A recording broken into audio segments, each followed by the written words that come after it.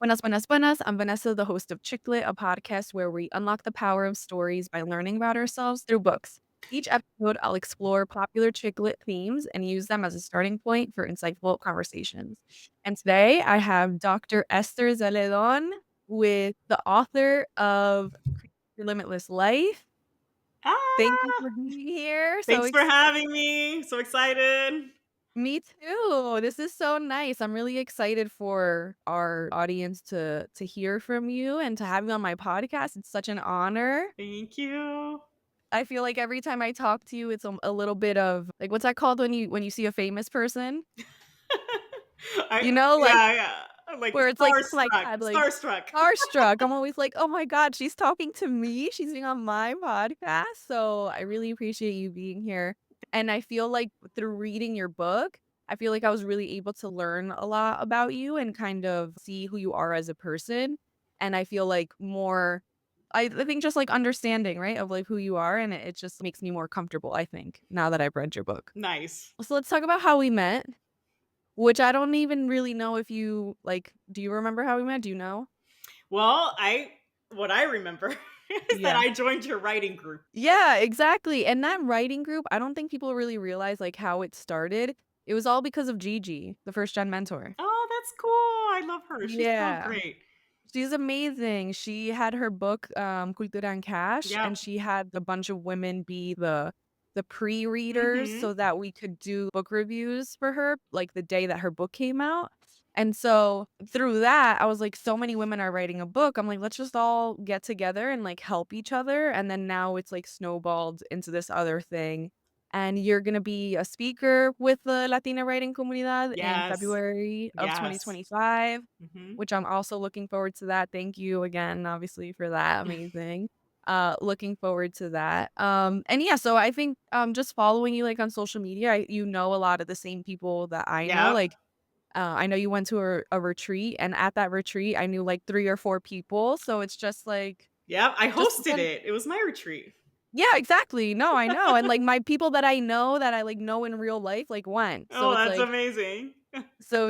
we're in the same, like, circle, which is great for me because I see how successful and the positive audience that you have and the community that you have, so seeing that and the people that are aligned with you, I'm like, "Okay, I'm doing the right thing." If your people are my people, like, it tells me it's just I'm doing good, you know? So it's Yeah, like, you're doing amazing. Yeah. oh my god. Stop, stop, stop, stop. This isn't about me. We can't talk about me. We can't no, I'm just kidding, I'm just kidding. But one of the things that I really wanted to talk to you about, the first thing that stood out to me was the fact that you were talking about your bisabuelo, right? Yes. Who was your Mhm. great-grandfather, Benjamin Zeledón. That's how you say your last name, Yeah, Zeledón? yep, Celedon. Yeah. Mhm. So, I love that you talked about him because did you know him personally? No. You just knew him as, your grandfather's dad. Yeah, and Your he was like all of his cuadros, like those things like my dad had it all throughout our house, right? Mhm. Or whatever space, because we moved, as you saw, we moved a lot. Right. But his, if it was just even the frame with the currency or his letter that he wrote, like I think I put a quote of the letter he wrote to the general and before he was killed, but they have the long letter. And so I remember just it always being there. And so I would sometimes just read it like to get inspired, right? But these are the stories, right? It's not like you can like go, I mean, now he's like they have a little bit on Wikipedia and Google, but our stories are passed down, right, through our families. And he's a big figure, but in Latin America, so much of our stories get lost. And so I really wanted to put his story up front because that narrative of trailblazing and freedom is like deep within me. For sure, and speaking of my own experience, I really like that because my grandfather, my mom's dad, in Cali, Colombia, he had a panaderia, and he actually had to shut it down after, like, a year because when people would come in and be like, "I don't have money, but can you give me bread anyways, or can you give me a cup of coffee anyways?" He would always do it. So it was a bad business plan, but he was always very like, "Of course, you're my neighbor. Of course, you're part of my city. Like, if you're hungry or if you need something, of course." So it's like bad businessman, but very much rooted in community, and from my experience, the fact that my mom has always told me that about my grandfather, I feel like because I know of that and that has influenced her to be she's also very deeply rooted in community. She helps, like, a lot of undocumented people in my hometown. And then, like, because it's, like, him and my mom, it's, like, I have to continue it. And so I think it's really important, like, and I know that you love, your bisabuelo, and, like, that's amazing, but I think it's really important for kids to hear where their families come from because that's part of your identity. Right? So if you are speaking that power and reminding kids where they come from, they're gonna take that and internalize that and be like, "Whoa, my bisabuelo did what? Like, my grandfather did what? Like, I have to continue that legacy. I have to."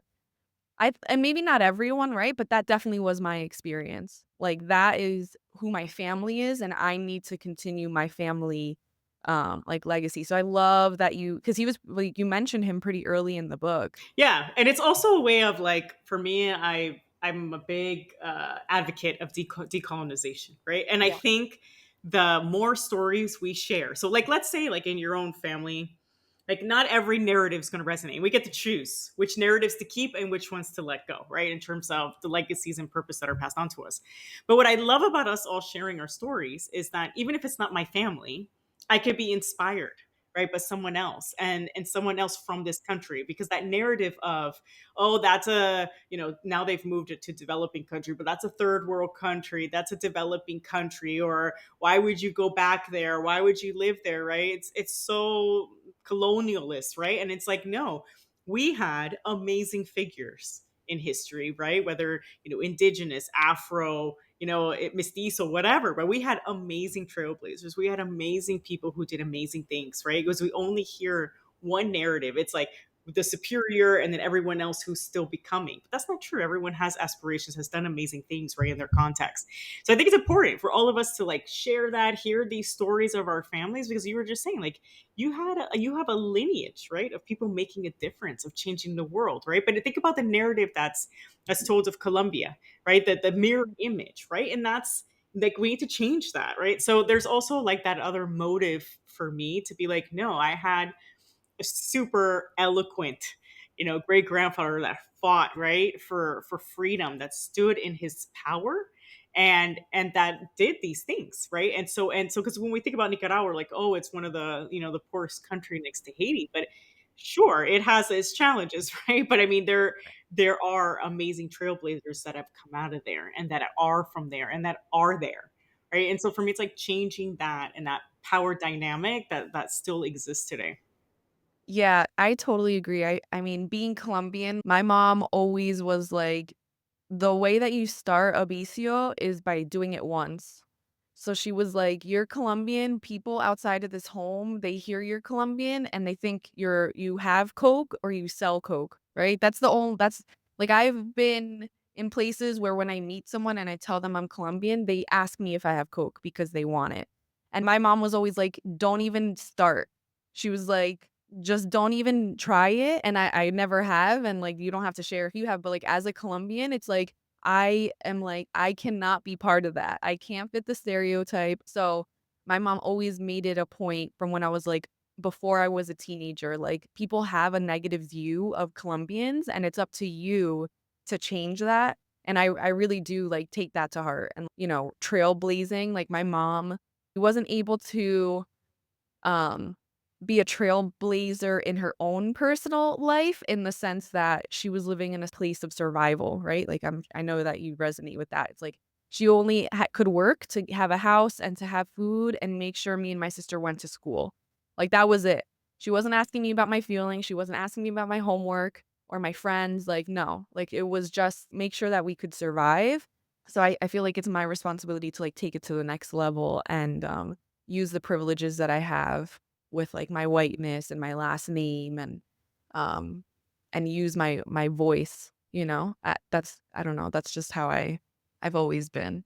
Yeah, and like and trailblazing this doesn't necessarily mean like, oh, become, world known famous, right? But I think she was trailblazing. She was the first in something, right? And then the Yeah, fact that like she passed on to you those values which you were talking about, right? In that sense, she yeah. did. She set the stage for you, right? And so I think even like changing the definition of what we mean by that, because even though she was in survival mode, she still was pushing, and For that's part of being, right, the yeah. trailblazer. So I mean, yeah. Yeah, and I feel like, I talk about this a couple times on the podcast, and that is something that I'm trying to reframe is, like, really recognize that my mom was the first one who was able to, like, save money.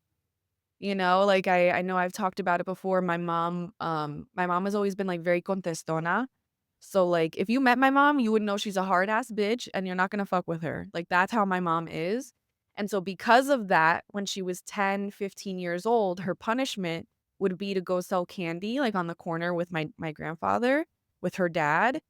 And then whatever money they made, they would go to the mercado to get food for that day. So it was, like, very much like they were making money that day for that day, and tomorrow they were gonna go again to go get money to buy food for everyone. Um, and so it's like my mom was able to buy a house and be house secure, food secure. She saved enough money for her retirement. She lives a beautiful life. She doesn't support me financially, and well, technically, she does support me financially, like, that is trailblazing. I just view it as, like, I'm sad that she couldn't go to school and, like, couldn't, like, live, a lavish, luxurious life, and because I want that for her. I want her to go to on vacation. I want her to have beautiful experiences, but I have to reframe it and kind of really understand that, like, my mom's goals, she accomplished, So Exactly. I have to be appreciative of that and not minimize it because it's really easy for me to be like, "Ah, my mom's not living a fulfilled life," but I think she is. Exactly. And that's the whole thing of the book, right? Everyone's Yeah, limitless life is different. So she has already left her legacy and her yeah, family, right? And I think, and you will give her all those things. Like I give my parents all those things. You will. yeah. And it's just a matter of timing. But you will give her all those things. But again, she might still be like, that's just icing because Yeah, everything yeah. else. Yeah. I mean, I know right now, like, she loves my boyfriend. Like, I always joke that if we broke up, she would, like, go be on his side, or if we fight, like, she's always like, "You're wrong, Vanessa," because she loves him, and I think that that's part of it too. Like, I don't think that she was able to, like, be deeply in love with people. I think it was very much rooted in, like, survival and, like, are you financially stable? Are you abusive? Like, no, then that's, like, and I think that's a different mindset, and, so I don't know, I'm very lucky that I'm able to be deeply in love with someone and he really respects me and cares for me because I don't think my mom has had that, and so that's something that I'm working on, very much working to And she be. still can. Yes, Hmm. yes, she definitely still can. Yeah. Maybe it's me judging her Yeah, too, yeah, like, you might have that different she values, right? Yeah, people right. value different things. Exactly, exactly, and so I feel like I don't know if you know I was a teacher before, did you Yes. know? Mhm. Yeah. So, are you familiar with Jersey, like, demographics or, like, the cities? Cities, I know there's Newark, Jersey City. I've been to both, Atlantic City. Yes, Yeah. yes. So, I actually taught in Newark and in Jersey City and also in Paterson, and Paterson is very similar to Newark specifically, and so it's intentionally underserved communities. The education system is super harmful, specifically to dark-skinned Black boys with disabilities. And so when I was a teacher, and I say all this to say because I know you're speaking in November with the teachers, and I was it was very hard to be a teacher. Like, not because of the students were so bright, so curious, they were all trailblazers because they all thought outside of the box. They were children, right? So they don't know societal norms, they don't know societal expectations. They really saw the world as, like, a blank slate, and so it was really beautiful working with them because it was like, "Yeah, we can stop racism." Like, of course. Like, and it's like, "Oh, damn, like, I don't know if you really understand how big of a task that is," or like, "Yeah, we can stop global warming, like, we can do that," and it's like, "Yeah, like, we can, but also, like, damn, that's a big task," right? And so, the kids were great, but being a teacher, I was so underpaid. I was like, I don't think I ever made more than $3,000 a month, and that was only 10 months out of the year. So there were 2 months where I didn't receive a paycheck, and so it's like North Jersey rent alone is, like, over 2K, so it's like these teachers are living in poverty, and it's like, I love everything that you're saying, living in your mission, living in your purpose, and, like, creating your limitless life, and but I think back to myself a few years ago where it's like, I was in survival mode. Like, I could not pay the bills. It was just a mess. It was just I was financially not stable. The workload of teachers, the system is very oppressive to students, so it's really hard for me to participate in that. The schools actively want teachers to stuff the kids into a box, and so I'm curious, like, what your thoughts are. Like, you're not gonna be talking to people who are making 100K a year, 150K a year, who have the financial stability to maybe invest in themselves or take risks. A lot of teachers are the primary breadwinners for their homes. So it's like there's so like, I think about you going, I'm glad that you're going. I'm just like, I'm curious how your, positioning is gonna be when you're talking to a demographic that I think is struggling a lot. Well, I don't tie limitless life to finances. And Okay. also, I don't. Also, I work with people who make $500,000 that do not feel financially stable. Financial stability is a mindset, Yeah. and it's what you think that is. So that's why I always, when I coach people, I ask them when they tell me I want financial security. I'm like, what does that mean to you? And what can you do with that, and how much money is that? Because everyone has a very different definition for that. And so for some people, financial stability, actually there are some teachers that feel they have financial stability because they have a secure job. Other people, it's like, I need $1 million. Other people, and you would think someone, and someone making a teacher salary would look at someone $1 million and say, are you crazy? But when you look at their expenses, they have their kids in the best private school, they have these cars, they have these lifestyle, and they're actually paycheck to paycheck the same as a teacher. Yeah. So the truth is, money is a tool, but it's still about what are you using that money for? And so it's not necessarily like, for example, for me, that it makes no difference whether I'm speaking to someone who makes 10,000 a year, whether someone who makes $1 million, because if you're in scarcity mindset and think it's not enough, it doesn't matter how much you make. You have to be in a growth and abundance mindset, and it doesn't matter the amount of money you make, whether to have that or not. So I'll give you an example. When I was a graduate student, I made less than a teacher, and I Yeah. felt wealthy. So it's one of those things that, like, because it's all about the differential. You know what I mean? Like, I was coming from not having anything, that having, like, the 15,000, then went up to 30. I was like, I'm freaking loaded. Yeah. Like, I'm like, I can, I can now, like, maybe go out to eat once a month, because I never went out to eat as a kid, right? We went to Red Lobster on birthdays, like, Yeah. and I saw my parents like make very little, but always feel in abundance. It was a very strange. Like, I saw them struggle, but always be like, we have more than others, right? It's That's what it's all about, how you differentiate. And so, people always ask me, in graduate school, I was already with my little money paying my undergraduate loans, and in my first job, made very little but paid, right? But it's about your mindset with it, right? If you see it as little, you're going to treat it as little. If you see it as a lot, you're going to treat it as a lot, right? And doesn't mean, though, that salaries are not low as educators. I completely believe that, yes, teachers are underpaid, make too little, the incentives are low, and that's why I encourage everyone, go vote. Get your voice heard, because yes, systemically there's a lot of changes that need to be made in terms of how little we pay people that are in service. And it's not just teachers.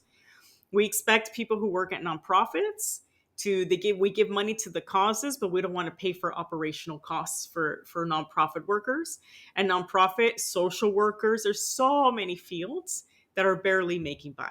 But we also need to change the narrative that if you're helping people, you can't have financial security, because that's the problem we have. Like, if you're like, well, if you're serving, that has to come from your heart, so you shouldn't make any money from it. And I'm like, absolutely not. You can serve an audience and help them and mix paid with what you want to give for free, what you want to do that, right? But I think, though, what I do propose for people is, okay, that is what you do for a living, right? But your purpose is so much bigger than that, right? It's how the impact and feeling you want to leave behind. So if you are a teacher that feels like, I need extra because your definition of financial stability is different, then go have a side business. You know what I mean? To go do something that's going to generate income for you in whatever way you want, right? Maybe it's selling workbook pages on Etsy. Maybe it's whatever, right? Like firefighters. Most firefighters have a side business. Like, and there's a lot of people who have both, right? That they want to be that, but they want to do that, right? And the constraints, but you're building the life on how you want to build it, and but you're still doing something. Like, you're bringing your how to different spaces. I'm also a proponent not to choose one thing, because your how to can be in so many things, right? And it's when we put ourselves in one box, that's when dissatisfaction happens. So it doesn't even matter, like, if you're making 30 or 150 or 250. I've worked with people who, make a lot of money, right, in a job, and are completely dissatisfied because it's one box. And they still feel underpaid and undervalued. Like, that feeling Yeah. will never go away if you are not in alignment. Money does not give you, there is no threshold. There's like, and that's why we're always chasing the next promotion, next accolade, whatever, because we think that money's going to solve, oh, when we get paid what we're worth. What does that mean, though? Yeah. That chase never ends, because you're always, if you're not in alignment and you're not in a place where you can bring your how to, your superpower, you're always going to feel that way. So I have, for example, I coach refugees, pays me very little. Okay. But I am in full alignment in that space, and I feel that it's adequate. So it's not like, it's about your alignment, and if you feel in alignment, because when you don't feel in alignment, that's when everything compounds. That's when you're like, the salary sucks, the work environment sucks, and we start feeling, because we feel it in our body first and all that. But if it was an environment that completely valued our how to, it wouldn't feel like work, and it'd be joy, and then we would supplement it outside, right? That's it's so back to what I'm going to be doing there. So actually, like, what I'm doing there is, it's, I have like a book booth, and I'll be like, speaking to people, right, individually, signing lots of books, all this stuff. But to me, the message is for everyone, right? So like, they maybe some of them are burnt out, maybe some of them are like, it's like, how do I feel energized again? Like, what do I do? But within the world of being a teacher, right? Like, how you teach is unique to you, what you bring to that table, right? And it's like, remembering, why did you start this? What is your way of solving problems? What do you want to bring to this space, right? Because there's one thing of teaching your class, but there's other ways in that system. Maybe you want to change the system, help change the system. It's a big task. But maybe you want to mobilize people. Maybe that's where you want community. Maybe there's so many things, right? But it's reigniting that again, like, so, because we lose ourselves in the day to day. All right, but like, there was a reason why that attracted you to begin with. And or maybe it's not in alignment anymore, and you find another way to work in the educational system that maybe it's not teaching. There's so many ways to work in the system that's not necessarily being a teacher. But the message is for anyone. Like, for example, one of my favorite communities to work with is actually in Montecristi in the DR in Haiti. It's in the book. With these fishermen that have come together and created an ecotourism market, right? So they would see what teachers make as a lot, right? It's all perspective. For And sure. but they have built this amazing thing. Like, the things they have built in that community is phenomenal. And they've brought community together. They've brought ecotourism. They put this place on the map again. It used to be on the map back in colonial time, and then it got forgotten, and now it's back on the map. But that was part of the purpose. And when you talk to them, they're like, "This isn't work. This is joy." Right? And so the message, like, one of the first places where to test in my approach was there, right? So it's not about how much you make. Investing in yourself does not require money. Investing in yourself requires mindset and a will and a vision. And so, everyone has that in whatever career and whatever that. And it's for me, it's the same program, whether you make $1, whether you make 1 million, whether you're a fisherman, whether you're a president. The thing is that we all have aspirations. So I think I have like this thing I say all the time. What is the one question a CEO and a fisherman never get asked? And you'd be like, what?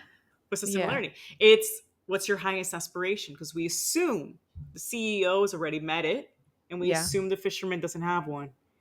But the truth is, everyone has an aspiration. Everyone has a dream. Everyone has a way that they want to show up and transform. Yeah. And so, I don't know. The book transcends. The main thing, though, for my book is, and which is what I love about teachers, is that you have to be willing. You have to want to change the world, and that you have to have feel this bigger calling, right? And I think most people enter that world to do that.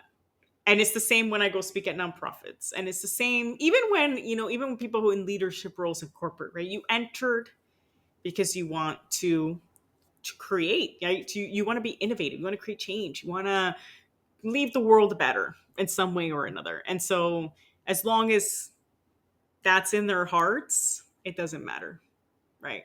What my issue, like, with being a teacher was that I let's say there's 100 kids, right? I felt like I was only positively impacting 1 or 2 kids out of, like, let's say the 100. But more realistic number, it's like I was only impacting the 25 kids in my classroom or the 150 kids in my classroom, but there was, like, 3,000 kids in the school. So I felt like my impact was being counteracted. Like, I felt like all the good I was doing, there was so much bad. And so with the podcast that's my main focus and has been for the past year, I have not made a dollar. Like, literally, you were the first person to send me an invoice because I'm doing some work for you on the side. Like, literally, that's the first source of income that I've received in the past year. And so I'm making the least amount of money that I've made, right? Even as a teacher, right? Not making any money. But the fact that I'm able to have a platform and be authentically myself, because that was another issue with teaching. I couldn't be myself. I couldn't talk about decolonization. I couldn't talk about racism and sexism. Like, there were like I got written up by doing those things, even though I still did it. And so it was a lot of pushback. And so now that I'm in a lot more of like an alignment in what I want to do, I'm a lot more at peace, even though I don't have any money. So it's like I totally Exactly. I Hmm. totally agree with, like, the everything that you say in the book because you acknowledge the, like, mistreatment of people of the global majority, like, you acknowledge that, while also still going down this route of, like, you have to be in alignment with your values and your goals, because if you don't, that's where the anxiety comes in, that's where the depression comes in, and, like, imposter syndrome and, like, all those things. It's like, you have to be really aligned with yourself, and you feel it. Like, you feel it when you go against yourself, your body tells you, your mind tells you, your heart, like, I feel my blood pumping really fast when I, like, start to ignore my podcast. It's like, no, like, go back to your center, go back to your goals, and honor yourself, because when you do things that are against, like, specifically, I was gonna take a job last week that it was a full-time job, and so the fact that I could have possibly stopped doing my podcast, I would have had to stop, like, a lot of things, right? I would have had to gone back to a 9 to 5, which, not knocking 9 to 5, but the fact that it was not in alignment with what I wanted, it instantly threw me off, and I shot like, my mental health went to the ground, and I was completely depressed, and it was, like, a shock where it was like, "I can't do that."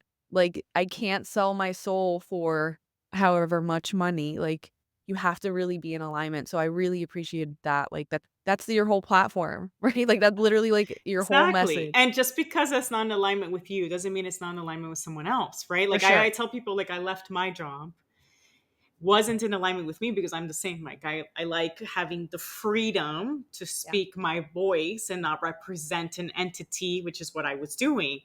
yeah, But there are people I work with that's in complete alignment with them, my colleagues. And I'm like, that's amazing, right? And the message is it's going to be aligned for some and not aligned for others. So that's why you have to show up authentically and to show up in the way that you want to change the world. You got to be in alignment with you. And sometimes it could also mean just doing a tweak, changing a department, changing a school. Like my brother's also a teacher, and there was one school he worked in, it wasn't in alignment, but now the school he works in now, it's like he loves it. It's like complete joy, right? And it's in the same state. So even like sometimes it's not even like moving complete careers, but it's like, where are they going to value my how to and the type of demographics of that place and that support system? And sometimes it's in the same institution, but you're just in the wrong place, right? But you have to be aware of where do I fit in? What is my value add? So that you can screen that even before joining it, right? And like you don't, and also when you start picking opportunities, you're taking opportunities that are aligned with you, and you're speaking about what you can bring to the table, and the other entity, the entity knows like this is going to work, right? Like for example, there are schools that, what I love about this thing I'm going to is that they really want you to like, they want to stir things up. Yeah, that's why I'm excited for it. And so like they'd be like, yes, we need you, Vanessa, we want people to stir things up, right? And then you'd be like, yeah, I'm there, because that's your how to, right? Like pushing Right. the needle on uncomfortable topics that people don't want to talk about. So in that session, like in that sense, like probably that convention, probably that school would be a great fit, right, for you.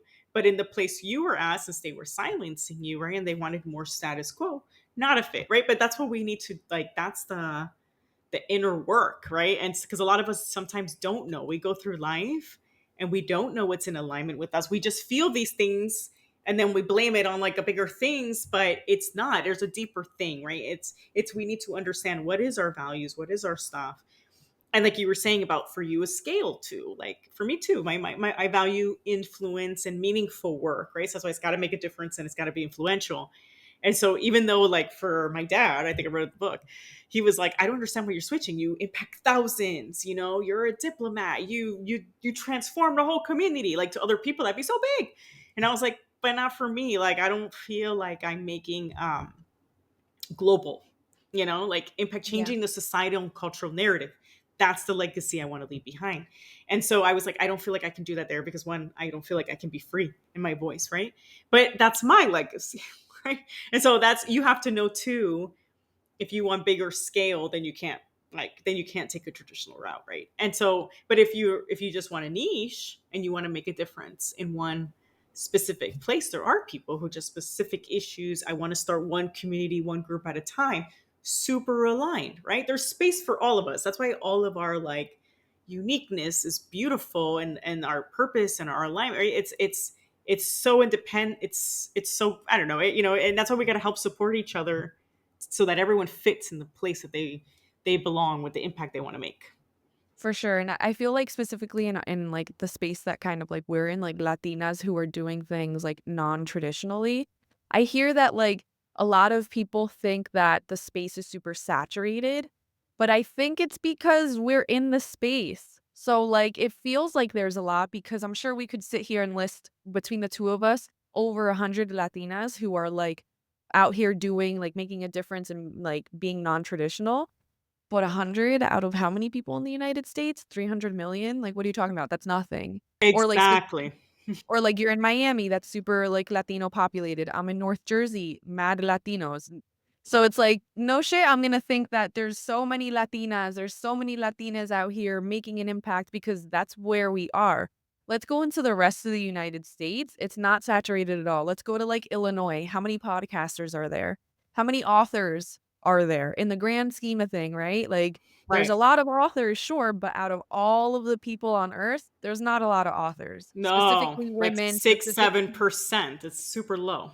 super low, super low. So when you're in spaces, right, you go to like a mechanic, if you talk to a mechanic, he knows all the mechanics. So of course he thinks there's a lot of mechanics. It's like it's because of the space that you're in that you think it's oversaturated. And I just don't believe that it's oversaturated. I No, think there's space for all of us. exactly. And I like you have your thing that you talk about, I have my thing that I talk Exactly. about. Like, I don't mind cursing, I don't mind saying, like, the crazy shit that everyone's thinking and, like, is, like, Yeah. they don't wanna say it, it's inappropriate, I don't want people to get mad at me. I don't care, I'm gonna say it. Everyone has their own way, their own personality, their Exactly. own goals, and I love that. I love that your message and And why are we even like, why would anybody even say the oversaturation? Do they say that there's an oversaturation of white people? No. no. So then why are we saying it for us? I mean, like, that Yeah. doesn't make any sense. You know what I Yeah. mean? There are Yeah, tons no. of, Caucasian writers and things Yeah, like that, and for sure. influencers, and we don't say that it's oversaturated. No. So we shouldn't say that about our group. I think it's beautiful that Yeah. more of us. I would have liked to have seen that For growing sure, up. and I think it's limiting too because when they see 100 Latinas, they're like, "Whoa, whoa, whoa, there's only this much space for us. If there's 100 of us, how are we gonna fit it?" It's like, "No, if there's only this much space, we gotta put more to make our space bigger and take up more space because the group, it's gonna grow, you know? It's not about taking other people's spaces, it's, like, literally us getting our word out there." I mean, I know in my, like, my writing comunidad, it's insane, like, a couple weeks ago, like, not to share other people's business, but one woman shared her experience, and another woman started speaking and saying that she had a similar experience and that she empowered her. Then a third woman shared that the 2 of them sharing their experience, she also had that experience, and both of them influenced her. And this is a room of 20 people. Like, literally, I don't even think we hit 20, it might have been 18 or 19 of us, and one person sharing inspired another person and inspired another person, like, it's like we have to with your book, I'm sure you've inspired so many people, like, let's just say a few thousand, like, I know that that's not your goal is global, I know that, but that's, like I can't minimize that, I have to really No, and you acknowledge have to celebrate that. I think, for sure. I like to celebrate all these small things because exactly, like I think like Jay Shetty had like a cool post the other day. He started with 5 people and now he's like in thousands, right? And I looked at it and I'm like, okay, I'm not Jay Shetty, you're not even close there, right? But I'm Yeah. like, I speak to, 500, and then this, and there's a couple, more, 500 to 1,000 people. And I'm like, okay, but I started at five, right? And we got to like celebrate and be like, this is a great milestone. I still have the Yeah. rest of my life, right? Like 42. I still have like, I hope 40 more years, to keep Or to keep more, yeah, yeah, 40, to 50, keep reaching 60. impacting. I'm not in a race. And Yeah, I think that's the thing that we have to remember. Everything is like a stepping stone. yeah, And it's just as long as we keep reaching, we keep transforming, we keep impacting. And yeah, more important is the transformation stories, right? But it's sometimes it gets so easy to get caught up in, oh, I want to be there already. But it's a journey, it's a process, and we have to do so much inner work to even be ready for that space, right? for sure. Yeah. So what can we expect from you in the future? I know you wrote this book. I know you had do a lot of speaking engagement. You have your retreat. What are some like goals that you have in the future? Well, I'm pitching my second book, which I'm Ooh. super excited about. I mean, that's why I joined the writing community, because in my first book, it was kind of lonely. Like I had the publisher, which was amazing. I actually like came really close. I love my editor, right? And so I got to have that community with them. Um, but I'm doing the pitching right now, so I'm not part of a publisher yet. You know what I mean? So it can get lonely. So I'm glad that you have this community where you can see other people's journeys and it doesn't feel as lonely. But I'm pitching the second one, and it's cool because it's the part two, right? So the first part is like really about believing that you don't have to settle for the American dream, and that's limiting, because that's like on metrics, right? And that's what I was telling you about. Even the money is a metric, right? And it's more like, what is the limitless life you want to create, and what does it look like? Like even in my own life, I don't really have like a firm home base. People get frustrated with that. So like, what's your home base? I'm like, well, Santo Domingo and Miami, but which one? I'm like, neither. I don't know. Like, why do I Yeah, have to have one? And so there's a lot of that, right? So I like, mine is my own version. My home is where my husband and the kids are, and and then I have my sister, my mom, and all that. But that's my home base, and where my community is, like honestly, online. Like that's where my community, my people are. Or they're all over the globe. I don't know.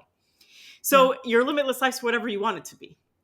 And for me, it's having that, you have that space to bring the feeling and impact and live in your purpose every day. That is what the limitless is, right?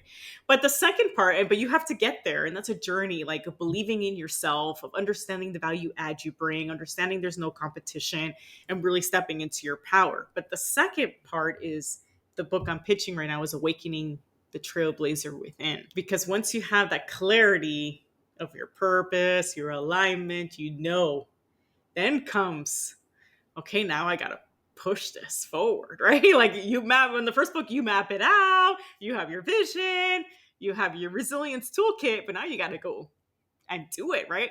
And that requires so much connection to your higher self. And so that's more a reflection of the last couple years for me as the second book. And it's going to be jointly written with my husband. And the thing is, like, what I spent a lot of my youth, how do I say this? I was spiritual as a kid. Okay. And I was like really into birthday books and astrology. And throughout the whole book, I even talk about synchronicity, right? Like the once you're aligned, you start realizing all these synchronicity events because you're being magnetic to what the opportunities for you and the things that are for you, and you're talking about it and voicing it and all that. But there's a whole other part that you need to connect to, this higher self, the vision of the future, and that requires you to connect to that side of you. And it doesn't matter what you believe in, right? So my whole thing, it transcends politics and spirituality. Like, it's funny, like when I see people fight about politics, I'm like, politics for me is like here. I'm like here. Like, I Yeah. don't care what political thing, I don't care what spirituality thing, I don't care your background, which is why, like, I coach anyone. Everyone has an aspiration and a certain frame of how they see the world, and whatever you are is fine. Those are all like constructs we've been born in. But to really, like, when I've like interviewed like trailblazers and met them, the biggest similarity is you gotta connect with your higher self in whatever way that is, right? And that requires you to do stuff, like to experiment with things like breath work, like hypnotherapy, like having that silence. Maybe it's meditation, maybe it's energy flow, whatever it is, right? But there's this whole other world that's so taboo for BIPOC because we've been so colonialized into believing that there's only one way to have spirituality. But the truth is, and that's why I was so against it for so long, because I thought it was only confined to one religion. But as someone who's traveled the whole entire world, I cannot buy into that because I've met people from all religions, and I cannot think that there is one more superior than the other, right? And so I completely disconnected from it. But then in this process, I've reconnected into my own definition of what that is and the higher self, and really have that belief and manifestation and that process. So this book, I'm writing it specifically for the BIPOC community because there's a lot of books like The Alchemist and Celestine Prophecy, right, written for a global audience. But even the Celestine Prophecy, James Redsley is one of my idols, right? And I got to talk to him on the phone, which was amazing. He talks about how he saw the world already doing this connection to their higher selves in universe in the 80s and 90s. And I think that's true for the Caucasian white population. And that's why you see so much of this stuff really popular in LA, Miami Beach, New York, right? In metropolitan cities and all that. But for BIPOC, it's still like breath work is like seen as santeria, taboo. But the truth is, this was practiced by our indigenous cultures, by our Afro, its descendants, like our people. So actually, we're just connecting back to something that was already ours. But I think a lot of people don't even aware of that was something done, right? Like they manifested those tools that were made, like they trailblazed the first tools. It was through these practices. And and like even like tarot cards is about, like, it's not like santeria, it's about connecting into your subconscious, right? But there's a lot of things to demystify. So in this book, while I tell the story, because people are, sometimes I get this question like, but you like like boomed, right? But I'm like, the boom was because I'm so centered and so connected to my higher Yeah. self. And like I want to help our community do those connections. This should not be reserved just for the elite. This should be accessible to all of us. And we need to demystify these practices. This is not this is not And even if you practice brujeria, fine. You know what I mean? There's nothing like, Yeah, you know what I mean? Like that there's practices for everybody to connect. Like there's a whole range of things, and you should test it and be open to it. And like, to something that can help for sure. you connect to that vision, and and be welcoming to those messages that are going to help guide while you're trailblazing and taking these leaps. So anyways, that's the second book. That's what I'm No. working on. No, I love that. I'm really excited for that, specifically when you're talking about a lot of our ancestral norms and, like, cultural things, like, that was erased, and it's not erased by colonizers coming and, like, being like, "Shh, don't talk about it." Like, no, there's, like, countries where like, Uruguay, the colonizers killed 100% of the indigenous people in Uruguay. So, like, when I say erased, I mean, like, it's no longer there. Peru, it's still present. Mexico, it's still present. Colombia still has it's very small and it's not common and, it's not really spoken about, but I really appreciate the fact that you're gonna be, like, re-educating people who are disconnected from it because it's been erased from us and forgotten about. Like, I don't know, do you like John Leguizamo? I can edit this out if you don't like him, but do you like him? Yeah, yeah, he's great. So have you seen his, he had the play a few years ago, and now they made it into a TV show. Have you seen that? No. So it's really good. I really recommend it. I watched the show. I think it's on Netflix, it might be. But he's doing that work, right? He's reminding us, like, in Peru specifically, they the indigenous people, like, they kept records using rope, so they would tie knots, and so it would be like a string, like a blanket of strings, and that's how they would keep court records, birth certificates, death certificates. So if we were to look at it, we'd be like, "What is this string? Like, what is this?" But I love that there's this new, approach that so many Latinos are kind of going for re-educating us and bringing back those cultural norms because it comes back to what we started this podcast episode with. It's if you come from strength and you come from intelligent, you come from these, like, intricate, cultural, deep, beautiful things, and and that is yours, that's where you come from, it gives you power to move forward, so I think Exactly. it's super important that we all talk about, our cultural, like, heritage and ancestors and not erase that, so I cannot wait to read that book, Yeah. like, that's so beautiful. Yeah, I'm super excited for it. And Yeah, like, and it's exactly what you're saying. Like at my retreat, like I was able to do a lot of these models, and yeah, we went to the museum, the Taino Museum, and there like saw the pictures of them doing breath work. You know what I mean? Like saw the images, right? And like how they yeah, did it and what they did with it. And it's even a society that like goes so much into drugs, right? We have yeah, this power of just breathing that you don't even need a drug. Do you know what I mean? Like we can yeah, connect with ourselves in such a deep level, like yeah, our ancestors did without using anything. yeah, And I think people have forgotten that, right? We just want like this like instant way of getting there, but there's this power that's already ours. And I think that's what I like about it. Like I resonate so much with what you said because that's what it is. It's ours. It's yeah, not something that's a Western thing. Actually, no, it was practiced by all indigenous communities all around the world. And actually we are connected to people from all crosses of the world. Like even the same imagine like even the same imagery was made, right, yeah, in different caves, like in different parts of the world, the same images, yeah, right? There's something connection and beautiful around yeah. humanity, regardless of what you believe in, and regardless of your background, right? And so anyways, I'm really excited for that because even there, like people didn't know about that. Even my retreat, like we got to connect to that in such a beautiful way. And then, manifest with like on top of like, a mine, like full of like stones, right? And I think there's like this connection back to even the power, right, of nature. And I think like we have stopped doing that as well. So I'm in environmental science by training, and there's so many like benefits to nature that we've also like stopped. Like I know like so much of that American dream thing also is like based on this very consumerism, disposable culture.